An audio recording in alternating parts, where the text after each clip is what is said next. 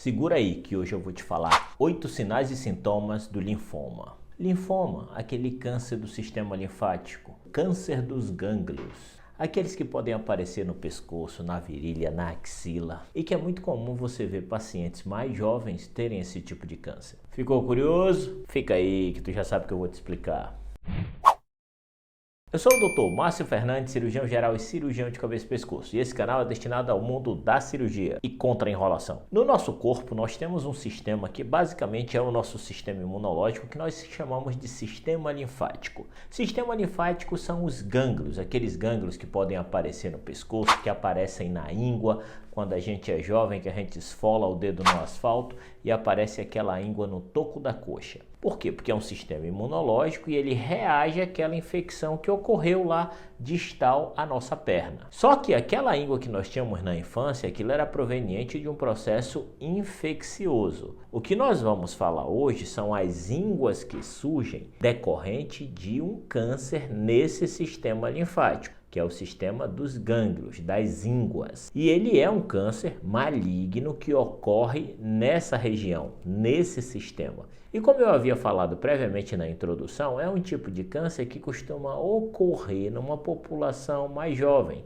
ali entre os 15 e 40 anos. E os sinais e sintomas dessa doença muitas vezes podem demorar muito tempo para que elas apareçam. E numa boa parte das vezes, quando aparece de forma muito sutil. Quando nós falamos dos sinais e sintomas, o primeiro aqui que nós vamos relatar são as massas que aparecem tanto no pescoço, e aqui eu não vou falar só das massas do pescoço, mas eu vou falar dos gânglios que incham também na virilha, aqueles que incham na axila, e que muitas vezes esses gânglios motivam uma consulta no médico, e o médico avalia, caramba, mas esse gânglio está grande há quanto tempo? Ah, doutor, ele está grande aí há vários meses, ele continua aumentando, mas ele não tem redução.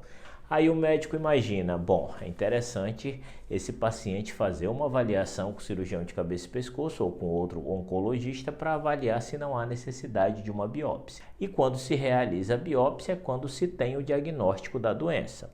Só que esses gânglios inchados, pessoal, na parte perceptível que a gente vai ter, são nessas regiões da virilha, da axila e do pescoço basicamente.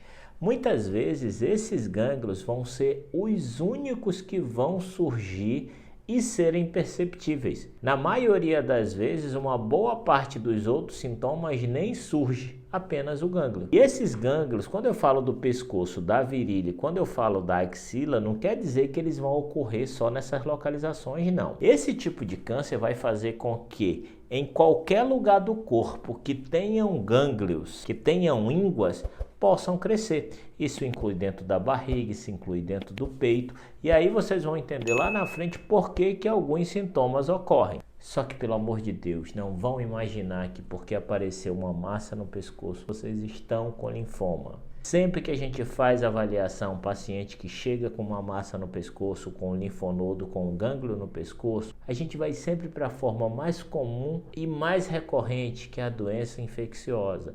Então, na maioria das vezes, um gânglio no pescoço não vai ser absolutamente nada. Um segundo sintoma que pode ocorrer, também associado aos gânglios, é a dor.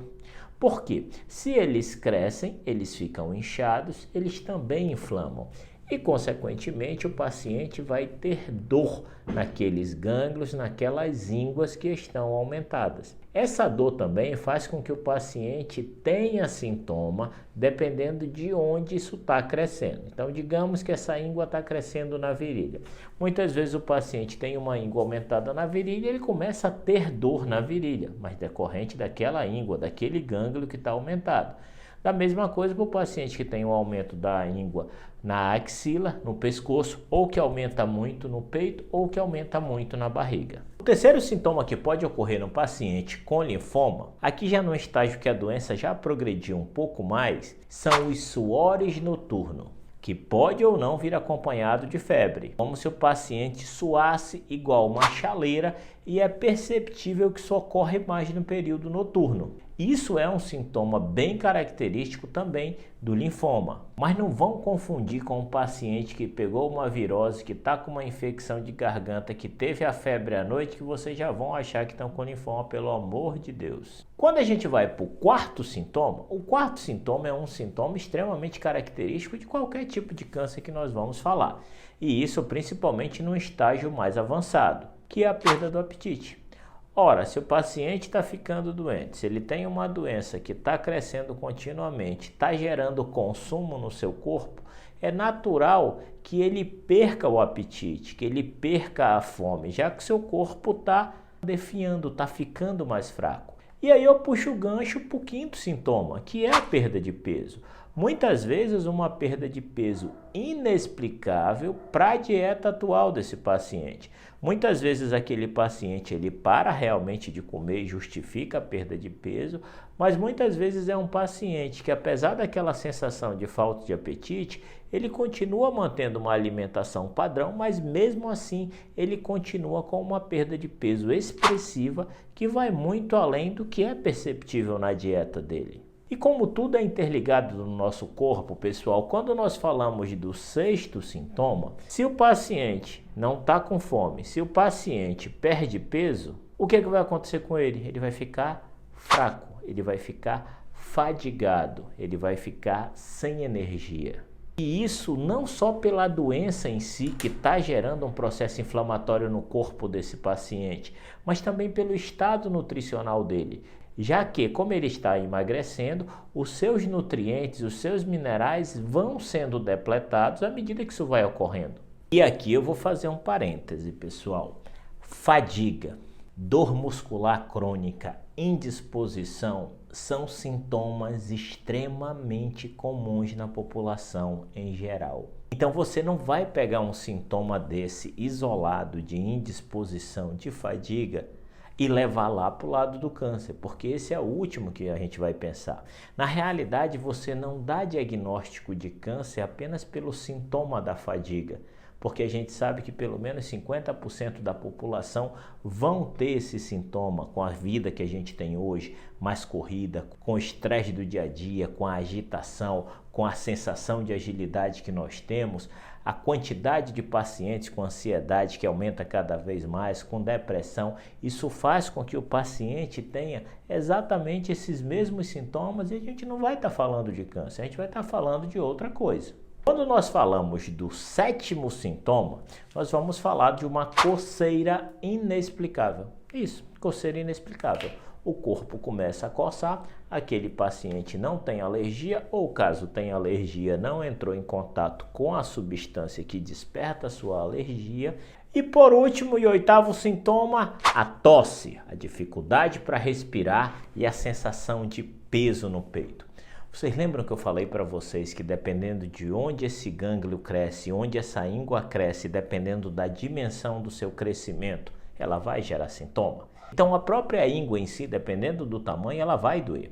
Agora imagina ela crescendo no tórax do paciente de uma forma muito mais volumosa, gerando aperto no peito, muitas vezes comprimindo o pulmão, comprimindo o nervo da voz e gerando uma tosse reflexa. É lógico que nesse caso nós vamos estar falando de uma doença num estágio bem mais avançado, com gânglios muito maiores. Conseguindo entender? Só lembrando, pessoal, que quando nós falamos de sintoma de modo geral, quando a gente utiliza algo para dar um diagnóstico, a gente pega um conjunto, um contexto para chegar num diagnóstico. Nunca peguem um sintoma isolado e se identifiquem com aquela doença, já que o nosso foco principal é esclarecimento e não gerar angústia, sofrimento ou terror sobre uma coisa que muitas vezes o paciente pode absorver aquilo, achando que tem, gerar uma ansiedade, gerar um mal-estar e depois descobrir que não era nada demais. Se esse vídeo foi útil, considere a possibilidade de se inscrever em nosso canal, completamente gratuito, eu ganho a companhia de vocês e vocês recebem vídeos quase diários. Não esqueça do Instagram. Um abraço, pessoal, depois eu tô aí para perturbar vocês de novo.